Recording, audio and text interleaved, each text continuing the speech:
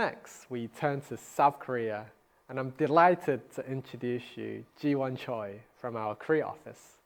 Ji-won will cover South Korea's regulatory framework, product classification, label requirements, compliance pathways for functional cosmetics.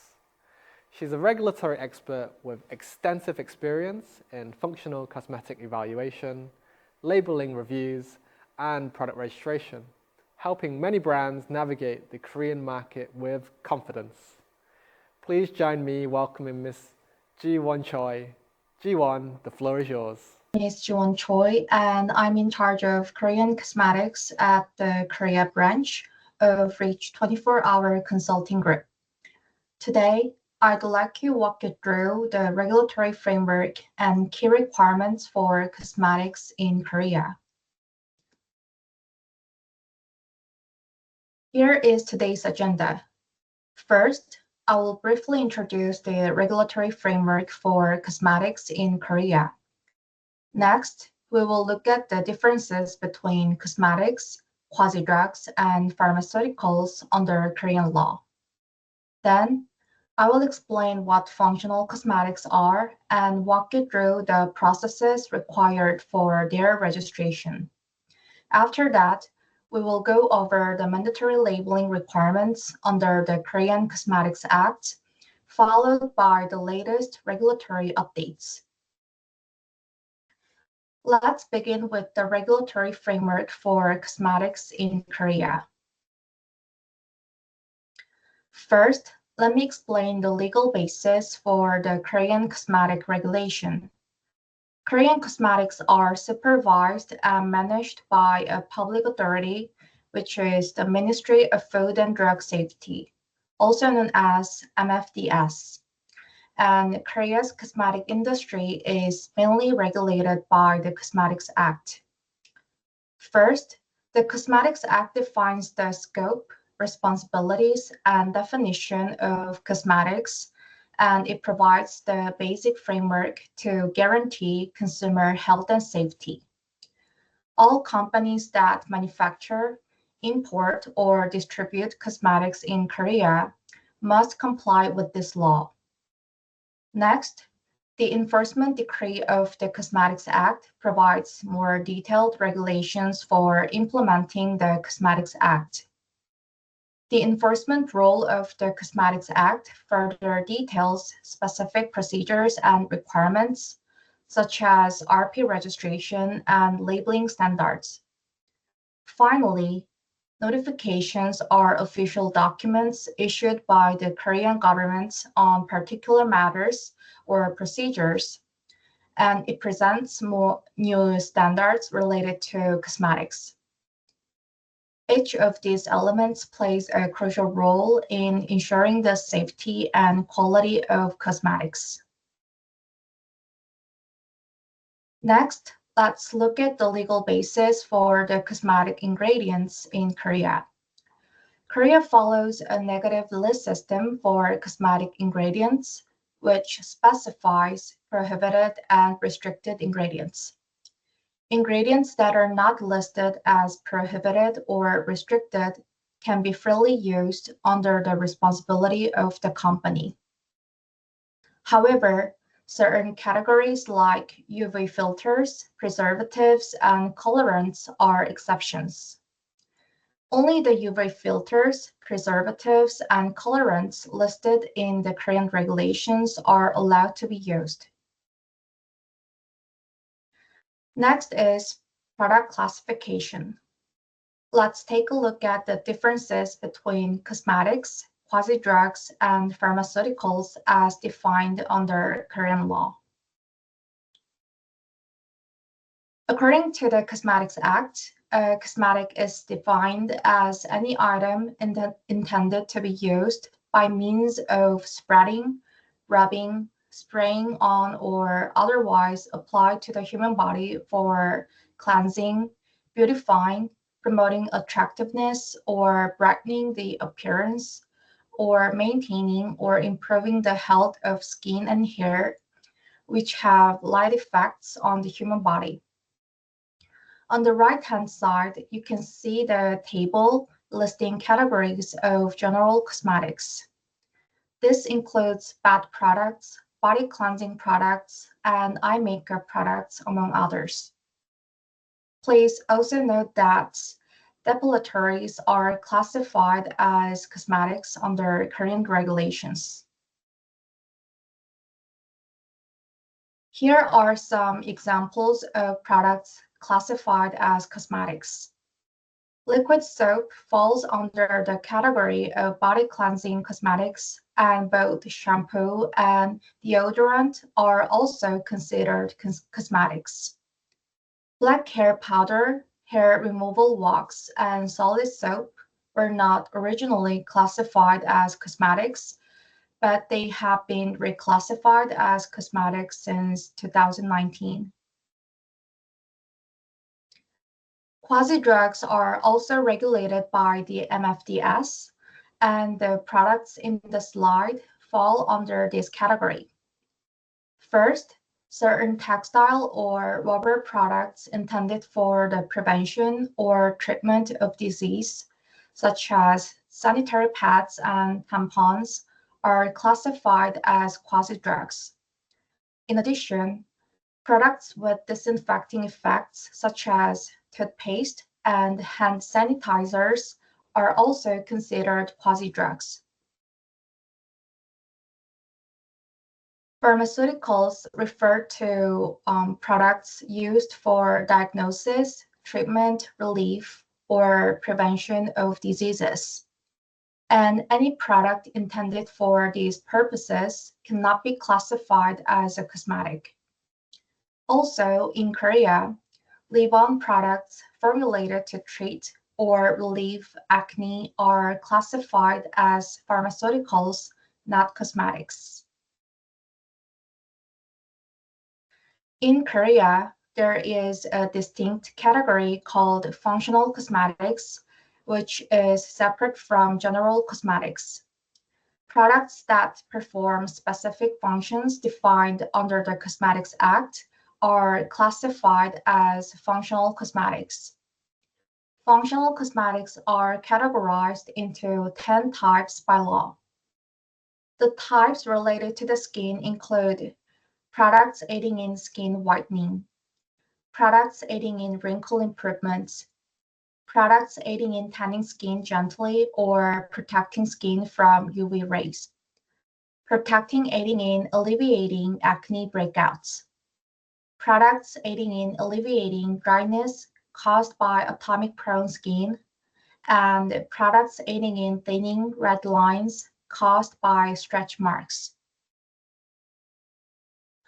Let's take sunscreens as an example. In the US, sunscreens are classified as cosmetics, while in the US, they are regulated as over-the-counter drugs. In contrast, under Korean regulations, sunscreens are classified as functional cosmetics. Now, let's take a closer look at the registration process for functional cosmetics, which is a significant part in the Korean cosmetics market. Claims such as UV protection are commonly used in Korea. However, when making such functional claims, the product must go through a separate registration process, unlike general cosmetics. Functional cosmetics are products designed to achieve specific effects through scientifically proven active ingredients. Compared to general cosmetics, functional cosmetics are subject to stricter regulations and procedures like a review or notification process. For functional cosmetics, the MFDS is responsible for standard establishment, product licensing, Test Institute designation, and so on. Also, the Korea Pharmaceutical Traders Association, also known as KPTA, which is a quasi-governmental organization, plays a key role in cosmetic management. It carries out review of products and issues approval for products that comply with the regulations before the import process. Please note that animal testing is banned for cosmetic products and ingredients in Korea, and this applies to imported cosmetics as well. Such functional cosmetics must go through a review or notification process, as I mentioned. Functional cosmetics subject to review are determined in accordance with Article 9 of the Enforcement Rules of the Cosmetics Act. Functional cosmetics subject to notification are defined under Article 10 of the same regulation. A responsible cosmetic distributor who intends to sell functional cosmetics must either undergo a review by the MFDS or submit a notification to the MFDS.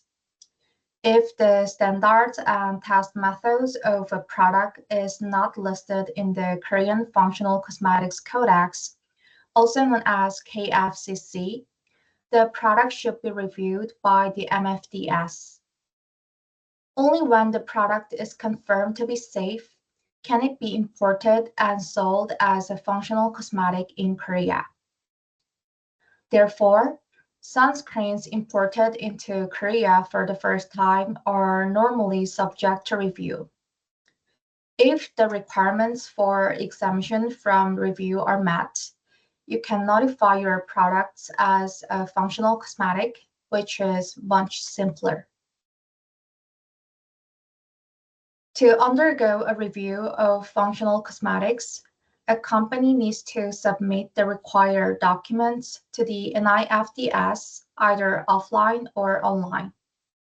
The submitted documents take approximately 60 to 90 days to review. If the documents meet the requirements, the company will be informed that the review is complete.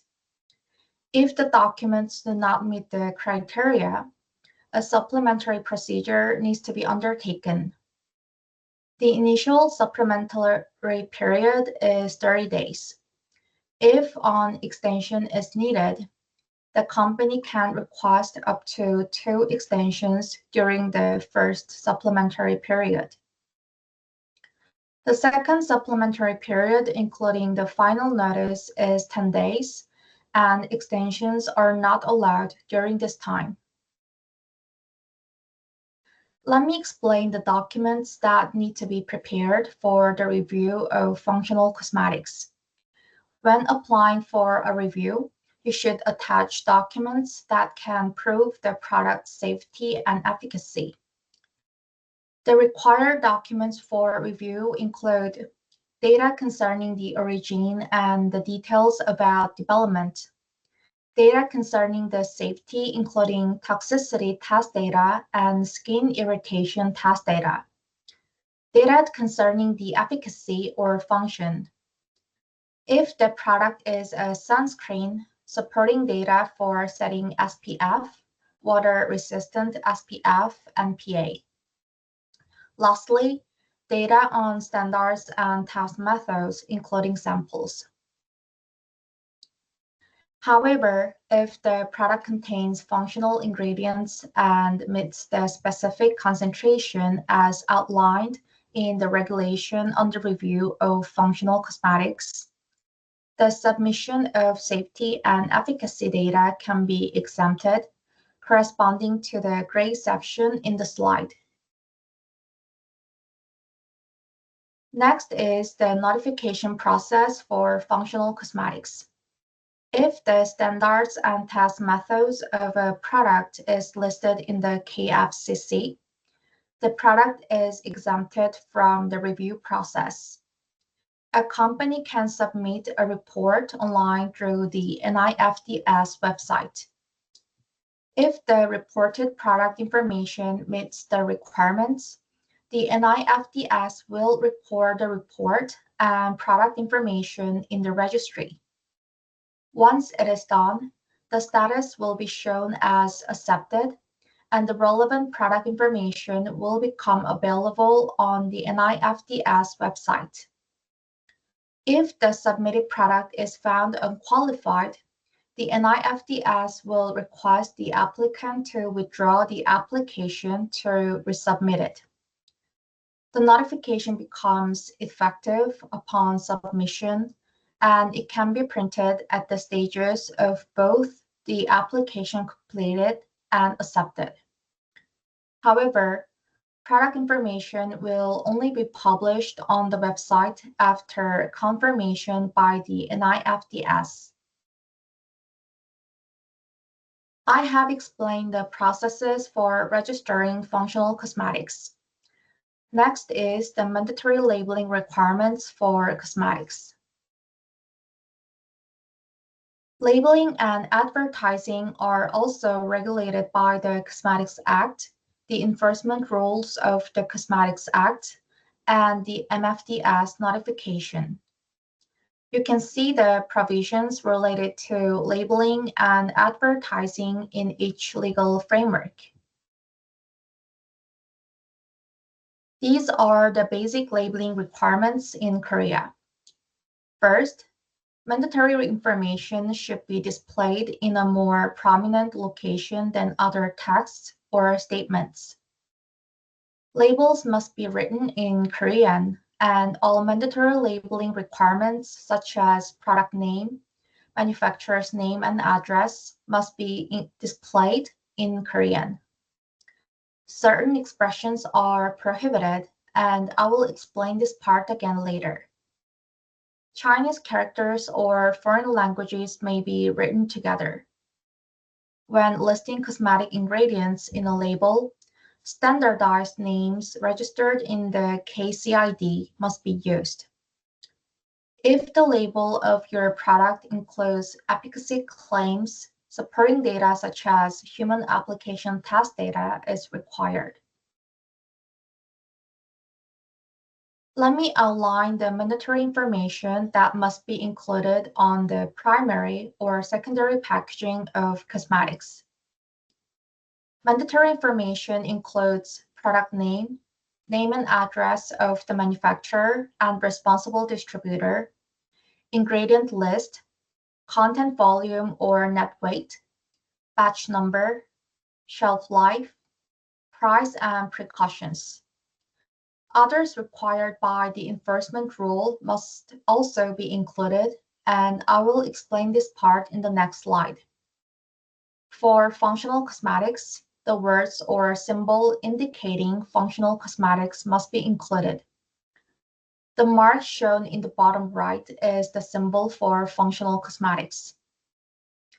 Due to the recent legal amendments, all mandatory information must be included on the secondary packaging so that consumers can see all the information from the exterior. While the product name, the name of the responsible distributor, batch number, and shelf life must be included on the primary packaging, which means container. Previously, if such information was provided on the primary packaging, it was not required on the secondary packaging. However, after the legal amendment, they must be displayed on the secondary packaging as well, even if they are already indicated on the primary packaging. These are the additional requirements specified in the enforcement rule, which I mentioned in the previous slide. First, a barcode shall be displayed. For functional cosmetics, the efficacy and effects, usage and dosage that have been reviewed or notified must be added. If an ingredient name is used as part of the product name, the ingredient name and its content must be stated. If the product contains a human cell or tissue culture, its content must be specified. For cosmetics labeled as organic, the content of the organic ingredients must be indicated. For imported cosmetics, the country of manufacture, and the name and address of the manufacturer must be provided in Korean. Additionally, for functional cosmetics with efficacy claims such as anti-hair loss, anti-acne, anti-itching, or thinning red lines, the phrase "not a medicine for curing or preventing a disease" must be displayed directly below the term functional cosmetics in the same or larger font size. Lastly, for children's cosmetics, the content of preservatives must be indicated. In Korea, there are labeling requirements for fragrance allergens as well. Fragrance substances in cosmetic products can be referred to as fragrance or flavor in the ingredient list on the packaging. However, if the content of a fragrance allergen exceeds 0.01% in rinse-off products or 0.001% in leave-on products, the name of the allergen must be included in the ingredient list. The red boxes in the bottom left indicate fragrance in English. If you look at the example image on the right, you will see that limonene is listed separately because its content exceeds 0.001% in the leave-on product. The MFDS notification specifies 25 fragrance allergens that should be labeled. Let me explain which types of claims are prohibited in Korea. Basically, exaggerated claims are prohibited. Cosmetics must not include claims that could mislead consumers into thinking they're medicines or quasi-drugs. Also, non-functional cosmetics must not have claims that could mislead consumers into believing they are functional cosmetics. Claims that differ from the safety and efficacy test results are also prohibited. Lastly, cosmetics that are not natural or organic must not include claims that could mislead consumers into thinking they are natural or organic. Any other labeling or advertising that could deceive or mislead consumers is strictly prohibited. This is a label example of a functional cosmetic. The cosmetic in this example is a functional cosmetic for alleviating acne-prone skin. You can see that all mandatory labeling information, such as the product name and the responsible distributor's details, is clearly indicated. Also, as this is a functional cosmetic with the claim anti-acne, the phrase "not a medicine for curing or preventing a disease" is displayed below the statement "functional cosmetic for alleviating acne-prone skin." So far, I've explained the essential regulatory requirements for distributing cosmetics in Korea. Now, let's take a look at the new regulations introduced in 2025. In February 2025, the MFDS amended the enforcement rule of the Cosmetics Act. From the next slide, I will walk you through the key points to keep in mind when distributing cosmetics in Korea. Let's begin with the mandatory labeling requirements for the outer packaging of cosmetic sets. When two or more cosmetic products are packaged together as a set, all required labeling information must be clearly visible on the outer packaging. However, if the outer packaging is fully transparent or if part of it is transparent, so that consumers can check the labeling information without opening the package, this will be considered sufficient to meet the labeling requirements. In addition, when multiple products such as promotional items are sold together as a bundle, consumers must be able to check the labeling information for each individual product. Therefore, when using outer packaging materials like wrapping films or adhesive sheets, they should not cover any required labeling information. Labels must remain clearly visible and should not be covered or hidden by any part of the packaging. The recent amendment also allows for the delisting of prohibited ingredients. Previously, only restricted ingredients could be reviewed for changes in usage standard. However, under the revised regulation, cosmetic manufacturers, responsible distributors, and research institutions may now request the removal or revision of a ban on prohibited ingredients. This is permitted if they can provide scientifically valid safety data, such as evidence based on new scientific discoveries. In addition, the regulations on cosmetic claims have been strengthened.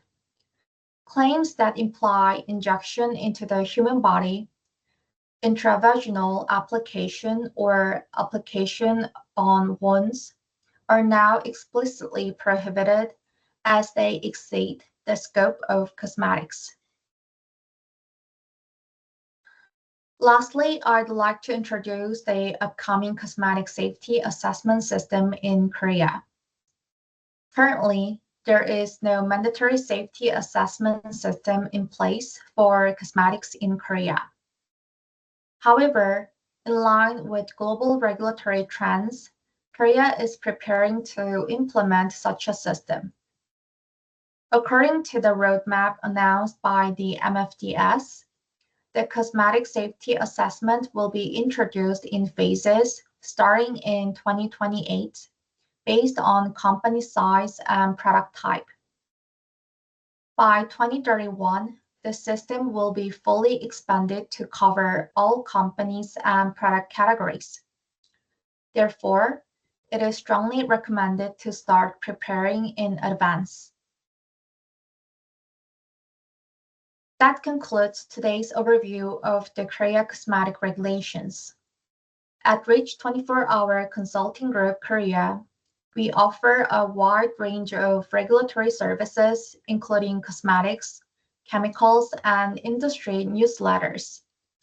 In particular, we provide comprehensive cosmetic registration and consulting services for Korea, the US, the EU, and China. We truly appreciate your interest and look forward to supporting your regulatory needs. Thank you very much for your time and attention.